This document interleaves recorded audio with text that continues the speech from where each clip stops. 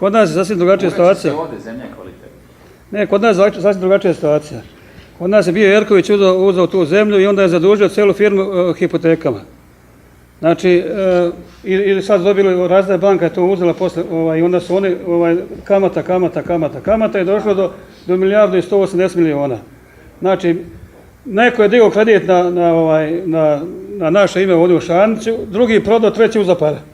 A od nas niko ništa nije dobio. Gde ima to, recimo, da vi uzmete kredit, a ja ga dobro plaćujem?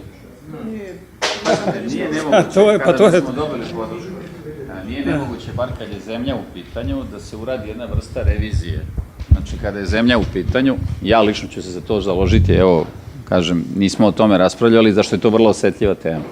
Da se uradi revizija svih velikih privatizacija poljoprivrednih dobara, pa ako je potrebno i nacionalizacija. Jer u jednom broju tih slučajeva imate vi i dobrih primjera privatizacije, sasvim slučajno znam jer sam odžacima često u ovim kampanjama i upoznao sam ljude koji su vlasnici u ovom mestu, ja mislim Gračac, jer u Gračacu, zadruga. Zadruga, koliko se ja sećam, vlasnici su radnici, jer sam u pravu.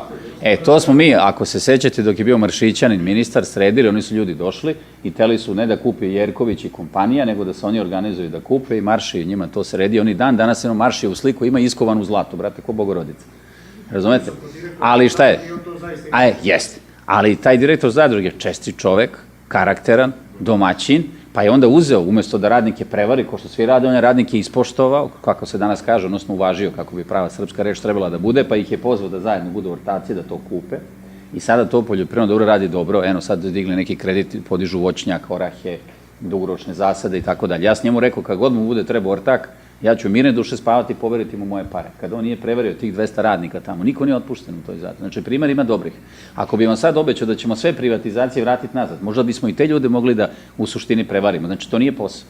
Posao bi bio samo ove gdje su bilo lopovske privatizacije, a to, pošto je toga bilo dosta, ko zna šta bi, da li bi tu čak bilo neophodan i neka vrsta nacionalizacije, ali pasite, to je osetljiva tema, jer ima i uspešnih primjera privatizacije, i onda bi mogli čak i njih da narušimo. Zatim šta je? Narušava se i pravna sigurnost, razumete? Ja ne kažem da. Ja znam, Jerković je kupao s parama onog, kako se zove onog? Šarića. I to po meni ne bi bio problem čak i u krivičnom postupku da se to uzme. Znači da se ne ide uopšte na ovaj sud koji vi završavate. Ima jedan institut u krivičnom zakoniku, zove se oduzimanje imovinske koristi stečene krivičnim delom. Ako bi se Jerkoviću stavilo na teret ovo kao krivično delo, ova privatizacija, onda bi se korist iz te privatizacije mogla na krivičnom sudu oduzeti. Znači, ne biste čak ni građanski sud mogli da terate. Ali ja taj predmet nisam nikad video, pa bolje da ćutim, a i znam da je Jerković zaštićeni svedok u nekim drugim slučajevima, ne znam da li su protiv njega okončali postupak, nisu, ne znam u kojoj je to fazi. Kada bih dobio vaše poverenje i bio u prilici u Beogradu u tome da odlučujem u ministarstvu, evo, to su putevi koje bih ja analizirao. Probao vidim da li može u krivičnom postupku to da se reši. Zatim, sabrali bismo sve ove, kako se zove, probleme sa zemljom da vidimo, jer ako su ti problemi u celoj zemlji toliko narasli, možda je čak i neka vrsta agrarne reforme, da vam kažem, neophodna. Jedno je ako iz tih problema ima recimo 3-5% zemlje i tako dalje. Međutim, vi imate sada sigurno još uvijek 500-600 hiljada hektara zemlje u državnom vlasništvu oko kojih su ogromni problemi i kad se izdaje, sad hoće i da je prodaju i ustupaju strancima i tako dalje.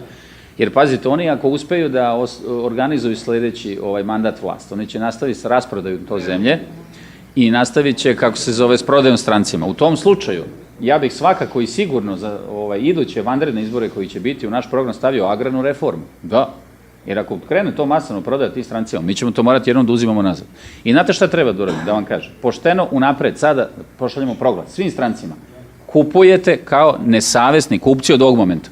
Ko je do ovog momenta uzeo u redu? Nismo rekli ranije da ćemo otimati nazad, dobit će s kamatom i sa izvinjenjem. Ali od ovog momenta ko kupi bilo šta od srpske zemlje, neće ništa mu se vrati zašto je nesavestan kupac. Kupovo je, a unapred zna da je kradeno. I možda u kampanji da izađemo sa takvim, kako se zove, saopštenjem.